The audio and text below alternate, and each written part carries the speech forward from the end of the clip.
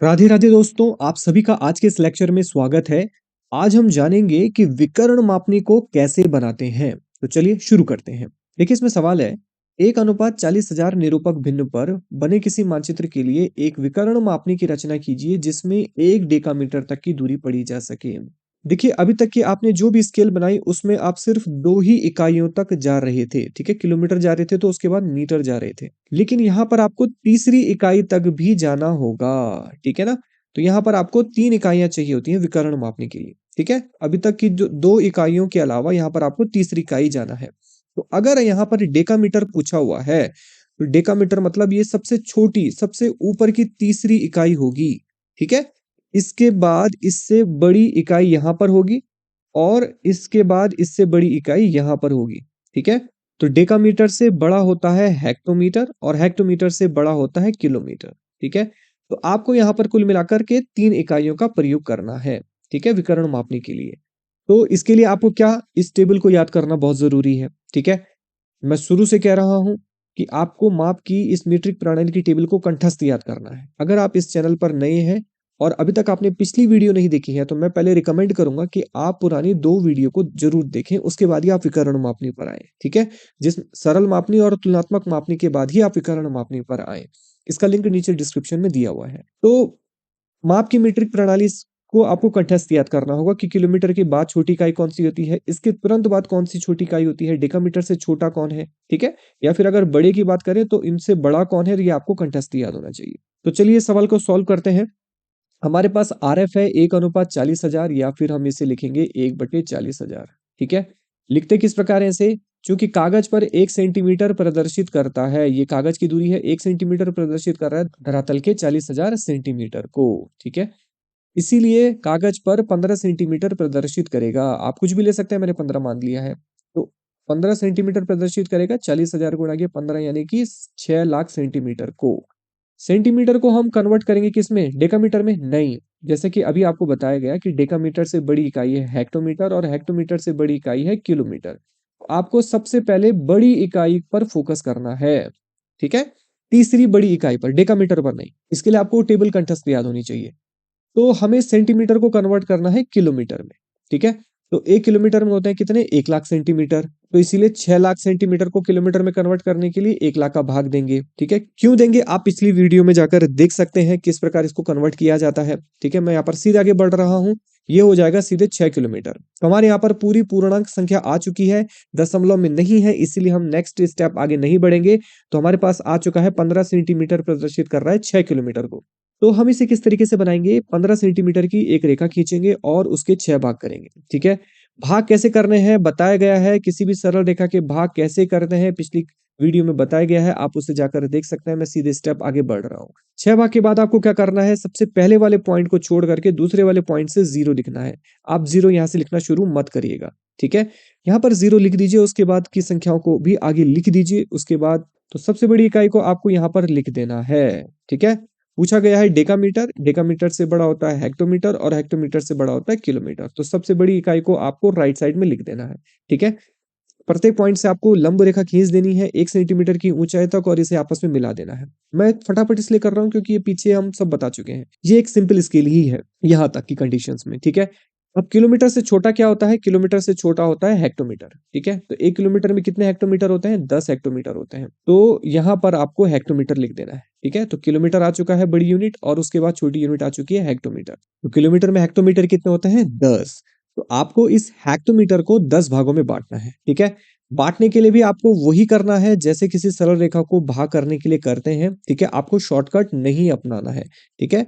मैं सीधे आगे बढ़ रहा हूं समय को ध्यान में रखते हुए। इन 10 भागों से भी आपको लंब रेखा ऊपर उठानी है और इन 10 भागों के आपको नामकरण करने हैं, ठीक है। यहाँ पर स्पेस थोड़ा कम था इसलिए मैंने पूरी संख्या को नहीं लिखा है। आप चाहे तो अपनी सुविधा अनुसार 5 या 10 भी लिख सकते हैं या फिर इस तरीके से 2 4 6 8 10 आप कर सकते हैं, ठीक है। उसके बाद इसके बीच में रेखा खींच करके इसके नीचे वाले पोर्शन को कंप्लीटली ब्लैक कर देना है, ठीक है। तो ये वही प्रक्रिया है जिसके आधार पर आप सरल मापनी बनाते हैं, ठीक है। इसमें अभी तक कोई नया चेंज नहीं है, ठीक है। अब जो विकर्ण मापनी का जो नया प्रोसेस है वो यहाँ से शुरू होता है। इसके बाद आपको जो ये पॉइंट है, ठीक है, 0 1 2 3 4 5, यहाँ से आपको लंब रेखा उठानी है। ये रेखा आपको कितनी उठानी है, आप 3 सेंटीमीटर से 4 सेंटीमीटर तक इनको ऊपर उठा सकते हैं, चाहे तो 3 सेंटीमीटर उठा सकते हैं या फिर 4 सेंटीमीटर, ठीक है। तो 4 सेंटीमीटर ऊपर उठा करके आपने इसको ऊपर मिला देना है, ठीक है। और एक हेक्टोमीटर में कितने डेकामीटर होते हैं? 10 डेकामीटर होते हैं। तो देखिए हमारे पास जो क्वेश्चन था 1 डेकामीटर तक की दूरी पढ़ी जा सके, तो तीसरी जो इकाई है डेकामीटर वो हमारी यहाँ पर आ जाएगी। तो विकर्ण मापनी में आपको सबसे पहले 3 इकाइयों पर काम करना है, ठीक है? किलोमीटर, हेक्टोमीटर और डेकामीटर। तो एक हेक्टोमीटर में कितने डेकामीटर होते हैं? 10। तो आपको इसके 10 भाग करने हैं, ठीक है? अब हमें इस रेखा के 10 भाग करने हैं, कैसे करेंगे? तो सबसे पहले यहाँ से एक रेखा ऊपर खींच लेंगे, ठीक है? एक न्यून कोण बनाती हुई एक रेखा खींच लेंगे और इस रेखा के 10 भाग करेंगे। ये 10 भाग आप बराबर दूरी पे करेंगे आपको, ठीक है? आप चाहे तो 1-1 सेंटीमीटर पे कर सकते हैं या 5 मिलीमीटर पे कर सकते हैं, ठीक है? अगर ये 5 मिलीमीटर है तो सारी दूरियां 5 मिलीमीटर की होंगी। अगर ये 1 सेंटीमीटर है तो सारी दूरियां 1-1 सेंटीमीटर की होंगी, ठीक है? ये भाग आपको बराबर करने हैं और जो 10वां भाग है उसको आपको मिला देना है इस रेखा के अंतिम छोर से, ठीक है? अब आपको क्या चाहिए? सेट स्क्वायर चाहिए। तो सेट स्क्वायर में इस रेखा के समानांतर हमें यहाँ से रेखाएं खींचनी है, ठीक है? तो सेट स्क्वायर के लिए क्या करना है आपको? इस सेट स्क्वायर को इस रेखा के पीछे सेट करना है और इसको इससे सटा देना है। इस सेट स्क्वायर को स्थिर कर देना है, हिलाना नहीं है और इस सेट स्क्वायर को आगे मूव कराना है, ठीक है? तो इस प्रकार जब आप इसे आगे मूव कराएंगे तो 90 पॉइंट पे आपको फिर एक रेखा खींच देनी है, ठीक है? फिर से इसे स्थिर रख के इसे आगे बढ़ा के आपको फिर 8वें पॉइंट पर आकर के एक रेखा खींच देनी है, फिर 7वें पॉइंट पर आकर के रेखा खींच देनी है और इस प्रकार आपको सारे पॉइंट से रेखाएं खींच देनी है, ठीक है? तो फाइनली आपके पास इस प्रकार से 10 भाग आ जाएंगे और आपको उसके नंबर लिख देने हैं, ठीक है? 2, 4, 6, 8, 10। स्पेस का अभाव है इसीलिए मैं इस तरीके से लिख रहा हूँ। उसके बाद आपको इन पॉइंट से समानांतर रेखाएं खींचनी है। आप समझ गए होंगे समानांतर रेखाएं किस प्रकार खींचे, मैं बार-बार रिपीट नहीं करूंगा। यहाँ पर भी आपको सेट स्क्वायर यूज करना है और सेट स्क्वायर के बेसिस पे आपको इन पॉइंट से समानांतर रेखाएं खींचनी है, ठीक है? समानांतर रेखाओं के बाद आपके जो ये हेक्टोमीटर्स के जो पॉइंट्स हैं 1, 2, 3, 4, 5, ठीक है? आपको इसी पॉइंट्स को आगे बढ़ा करके यहाँ पर पॉइंट लगाने हैं, ठीक है? तब आपको यहाँ पर सीधी रेखाएं नहीं खींचनी बल्कि सीधे यहाँ से ऊपर के पॉइंट फिक्स करने हैं, ठीक है? मैं इन पॉइंट्स को सीधे लगा रहा हूँ। आप समझ गए होंगे, आपको पटरी से सीधे इसको यहाँ पर पॉइंट लगा देने हैं, ठीक है? और आपको आप चाहे तो अपनी सुविधा अनुसार इस पे नंबर भी लिख सकते हैं 1, 2, 3, 4, 5, ठीक है? कुछ इस तरीके से आपको इस पे आप नंबर लिख दीजिए ताकि आपको सुविधा हो जाए। ये वही पॉइंट है जो यहाँ नीचे पॉइंट बनाए गए हैं, ये अलग से डिवाइड नहीं करने हैं, ठीक है? It's very simple. अब आपको थोड़ा ध्यान रखना है विकर्ण बनाने के लिए, देखिए विकर्ण बनाने के लिए आपको कर्णवत रेखा खींचनी होती है और कर्ण क्या होता है? आपको इस पॉइंट से इस पॉइंट मिलाना होता है, ठीक है? ये रेखा हमारी कर्ण रेखा होती है, विकर्ण रेखा होती है। ये तो सीधी रेखा हो गई, तो कर्णवत रेखा किस प्रकार होगी? ठीक है?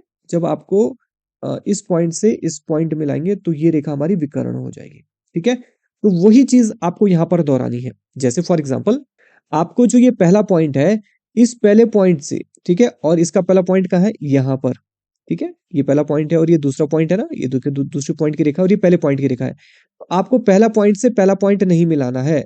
आपको पहले पॉइंट से पहला पॉइंट नहीं मिलाना है। आपको कहाँ मिलाना है? विकर्ण बनाने के लिए पहले पॉइंट को 0 से मिलाना है। देख लीजिए, आपको पहले पॉइंट को 0 से मिलाना है।